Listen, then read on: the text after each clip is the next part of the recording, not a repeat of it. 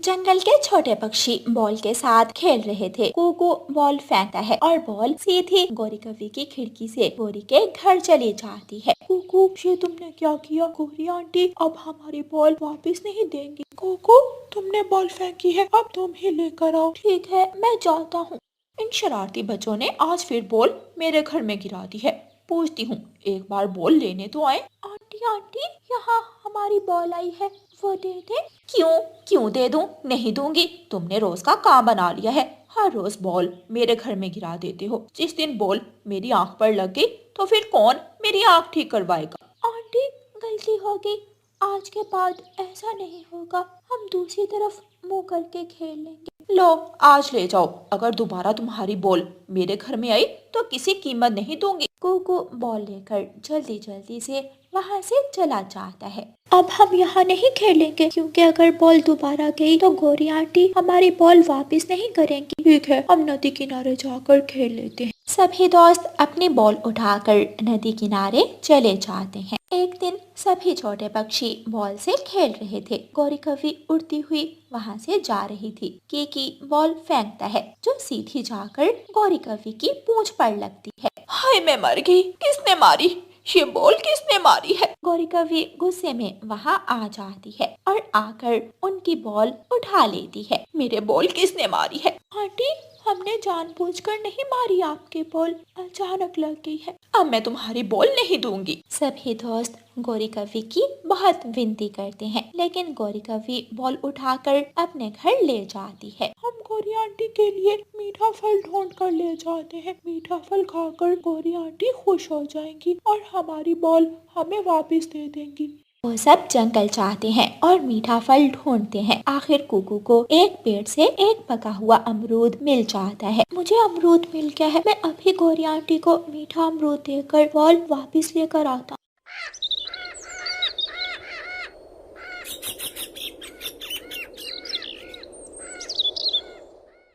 कुकू वो मीठा अमरूद लेकर गौरी आंटी के पास जाता है। आंटी आंटी, मैं आपके लिए पका हुआ अमरूद लाया हूँ। क्या ये मीठा अमरूद है? आंटी, खा कर देखें। गौरी आंटी कुकू से अमरूद लेकर खा लेती है। गौरी अमरूद खाकर बहुत खुश होती है। आंटी आंटी, अब हमारी बॉल हमें वापस दे दे। गलती से बॉल आपको लग गई थी, आइंदा ऐसा नहीं होगा। नहीं दूंगी, मैं तुम्हें तुम्हारी बॉल कभी वापस नहीं करूंगी। भाग जाओ यहाँ से, वरना मैं दो लगाऊंगी तुम्हारे। कुकू डर जाता है और वहाँ से भाग जाता है। कुकू मुंह लटकाए अपने दोस्तों के पास जाता है। कुकू, ऐसा चेहरा क्यों बनाया हुआ है? क्या गौरी आंटी ने बॉल वापस नहीं की? नहीं, गौरी आंटी ने मुझसे अमरूद तो लेकर खा लिया, लेकिन जब मैंने बॉल वापस मांगी तो वो मुझे डांटने लगी। अब हमें नई बॉल ही लेना होगी, लेकिन मेरी मम्मा ने तो पहले ही बहुत मुश्किल से मुझे पैसे दिए थे। मेरी मम्मा भी मुझे पैसे नहीं देंगी। शायद आज के बाद हम कभी खेल नहीं पाएंगे। ऐसे ही कुछ दिन गुजर जाते हैं। एक दिन गौरी कवि जा रही थी। उल्लू बैठा मिठाई खा रहा था। गौरी कवि पीछे से जाती है और उल्लू का एक लड्डू उठाकर वहाँ से भाग जाती है। कौवी, कौवी, दुष्ट कौवी, चोरनी कौवी, भागे, कम वक्त मेरी मिठाई ले गई। गौरी कवि तेजी से जा रही थी कि उसे पता ही नहीं चलता और वह सामने कांटेदार पेड़ से टकरा जाती है। गौरी कवि के शरीर में कांटे चुभ जाते हैं और वो गिर जाती है। कुकू, कीकी और छोटा मिठू वापस जा रहे थे कि वो गौरी आंटी को देख लेते हैं। वहाँ गौरी आंटी है, उनका शरीर घायल है, हमें उनकी मदद करना होगी। वो सब गौरी आंटी के पास आते हैं और गौरी आंटी को एक टोकरी में डालते हैं और डॉक्टर बुलबुल के पास ले जाते हैं। बुलबुल, डॉक्टर, गौरी आंटी बेरी के पेड़ से टकरा गई है, इन्हें पट्टी कर दे। मैं देखती हूँ, ये तो बहुत ज्यादा घायल है। डॉक्टर बुलबुल गौरी के मरहम पट्टी करती है और गौरी को दवा देती है। थोड़ी देर बाद डॉक्टर बुलबुल गौरी कवि को डिस्चार्ज कर देती है। तीनों दोस्त गौरी आंटी को उसके घर ले आते हैं। गौरी कवि होश में आ जाती है। मैं कहाँ हूँ? आंटी, आप ठीक है, हम आपको डॉक्टर के पास ले गए थे, अब आपकी जान खतरे से बाहर है। गौरी कवि तीनों दोस्तों से बहुत ज्यादा शर्मिंदा थी। बच्चों, मुझे माफ कर देना, मैंने आपको बहुत ज्यादा तंग किया, लेकिन आपने फिर भी मेरी जान बचाई। वो आपकी बॉल सामने पड़ी है, आप अपनी बॉल वापस ले जाएं और आज से आप सब मेरे भी दोस्त हैं। हम इकट्ठे एक साथ खेला करेंगे। वो सब दोस्त गौरी आंटी की बात सुनकर खुश हो जाते हैं। प्यारे दोस्तों, इस कहानी को लाइक, अपने दोस्तों के साथ शेयर और चैनल को सब्सक्राइब करना बिल्कुल मत भूलना। आपका धन्यवाद। रानो चिड़िया की ऐसी कहानियाँ सुनने के लिए YouTube सर्च बार में रानो चिड़िया की कहानी लिखें या फिर ये बटन दबाकर बोलकर कहें रानो चिड़िया की कहानी। मम्मा, क्या हुआ? आप परेशान क्यों हैं? बेटी, बाड़े से आई हूँ खाली बाल्टी लेकर। आज फिर हमारी गाय ने दूध नहीं दिया। मैं सारा दिन काम करती हूँ, अपनी गाय को अच्छे से अच्छा चारा ला कर देती हूँ, मगर फिर भी न जाने क्यों हमारी गाय हमारे साथ ऐसा कर रही है। कालू जी, वो चिड़िया तो बैठकर रो रही होगी। मैं कमजोर हूँ, इतना काम करती हूँ, फिर भी मेरी गाय मुझे दूध नहीं देती। ऐसे रो रही होगी छोटी और कमजोर चिड़िया। गोरी, लाओ आधा दूध मुझे दो, मैं बाजार जाकर कबूतर चाचा के पास बेच आता हूँ। फिर कालू कौवा आधा दूध अपनी पत्नी गौरी कौवी से लेकर कबूतर के पास बेचने चला जाता है। रास्ते में जाते हुए कालू कौवा नदी पर रुकता है और उस दूध में आधा पानी मिला लेता है। अब मुझे इस दूध की ज्यादा कीमत मिलेगी।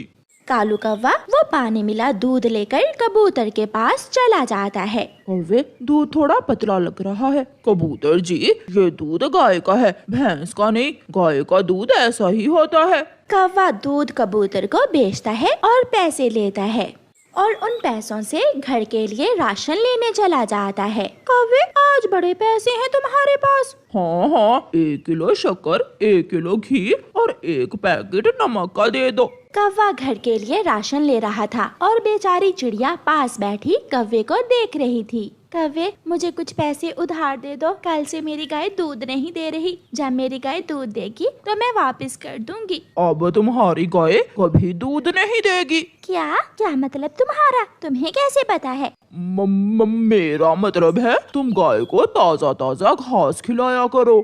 कौवा राशन लेकर घर चला जाता है और चिड़िया भी तोते से कुछ राशन उधार ले लेती है। फिर चिड़िया कबूतर चाचा की दुकान पर जाती है। कबूतर चाचा, मेरी गाय ने कल भी दूध नहीं दिया और आज भी। आप मुझे चाय के लिए थोड़ा दूध दे दें, मैं कल आपको बदले में दूध ही दे जाऊंगी। चिड़िया, दूध है तो थोड़ा पतला, अभी कालू कौवा मुझे दूध बेच कर गया है, उसी में से ले जाओ। ये सुनकर चिड़िया हैरान हो जाती है। कालू कौवा, वो तो मेरा पड़ोसी है, मगर उसके पास तो गाय नहीं है, फिर वो कहाँ से दूध ले आया तुम्हें बेचने के लिए? मुझे क्या मालूम चिड़िया, तुम्हारा पड़ोसी है, तुम ही जानो।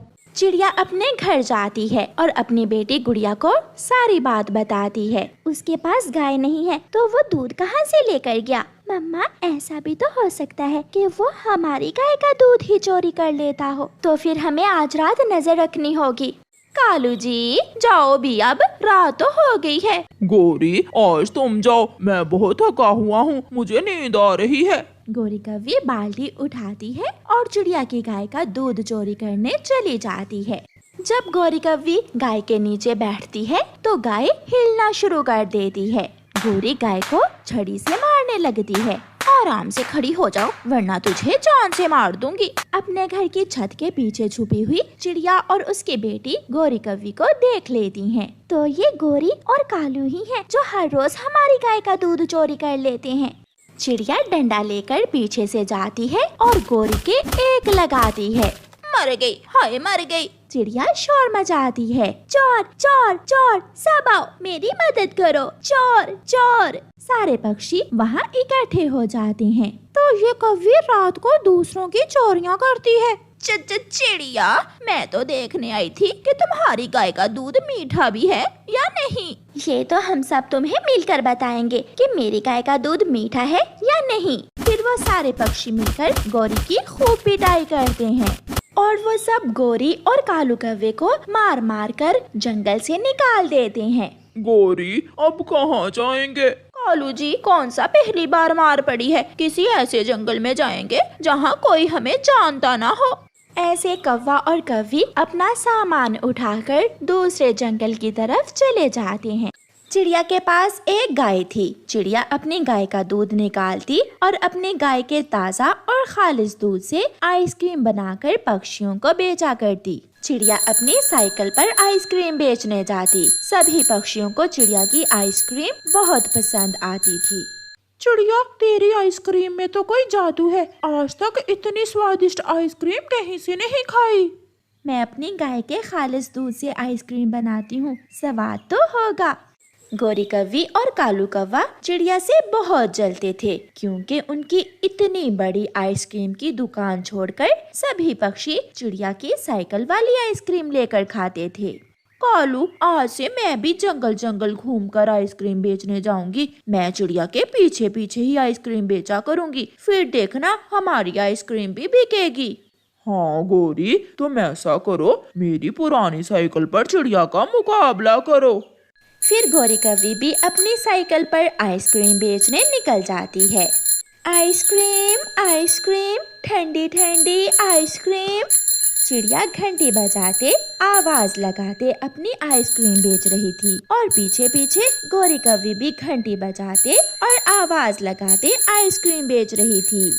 आइसक्रीम आइसक्रीम, चिड़िया से सस्ती वाली आइसक्रीम। चिड़िया चिड़िया, आइसक्रीम कितने की है?